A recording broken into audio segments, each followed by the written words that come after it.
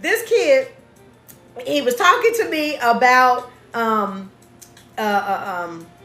him living in the back of a station wagon with his mom and his little brother. And I was like, wow.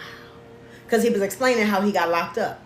He was explaining that I got locked up because I had to go steal stuff so that my little brother and my mom could eat. And that's how he got caught, and that's how he ended up getting locked up. Very logical. I get that, right? And I tell you what happened. My teacher brain, now mind you, I'm an officer at the time, but my teacher brain is always on, because I always think about teachable moments, because you can always teach something with a teachable moment. Okay, so my teacher brain heard me, my mom, and my little brother were living in the back of a station wagon, and my teacher brain went, oh my God, if I had never heard that story, the old me as a teacher, the old me would have been, listen, because y'all know you're going to, what I'm finna say, everybody in here has heard this. What I'm about to say, everybody in here has heard this. Ready? My old teacher brain.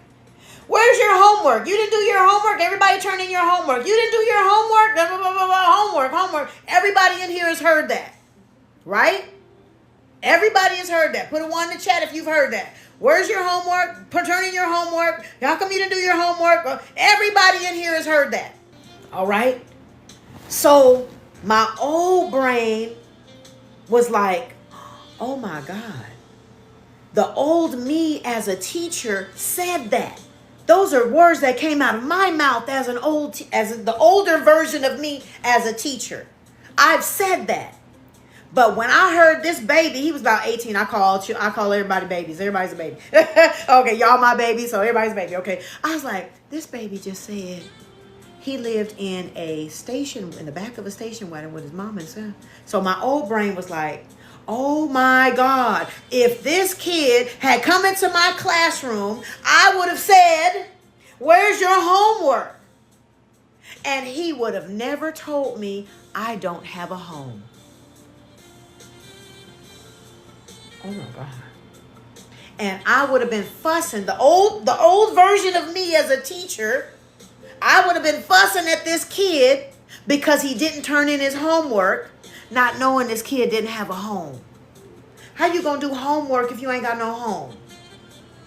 You ain't got no safe place to lay your head. You ain't got no water. You can't take a bath. You can't brush your teeth. You can't lay down comfortably, safely. You may not even be eating.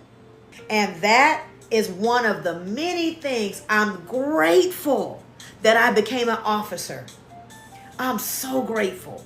Because, baby, that old version of me as a teacher, it did this. It went from this to this.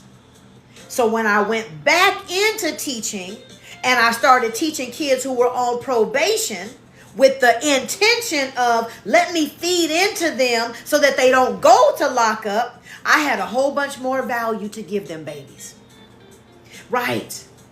I had a whole bunch more value and understanding and empathy and all of those things that make me a fucking amazing teacher.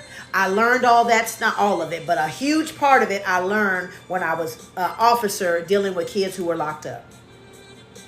So when I did get back into teaching and I was in probation school, remember I told you guys the story about how the teachers next to me, the kids would ditch the class next door and come sit in my class. Remember? Remember that story I just told you guys a week or two ago? Okay. That's why the kids was ditching that class, because that old teacher was still here. That teacher next door to me was still here. Whereas I was way over here now.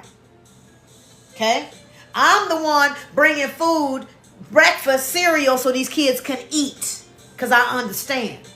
But if I didn't have that experience, I would still be that old version, that old teacher of, how come you didn't have breakfast today? How can you be hungry? You just had breakfast. Not knowing that the kids didn't have breakfast. Because in my world, I had breakfast before I left. Mom and Dad made sure I had breakfast on the table before I left the house.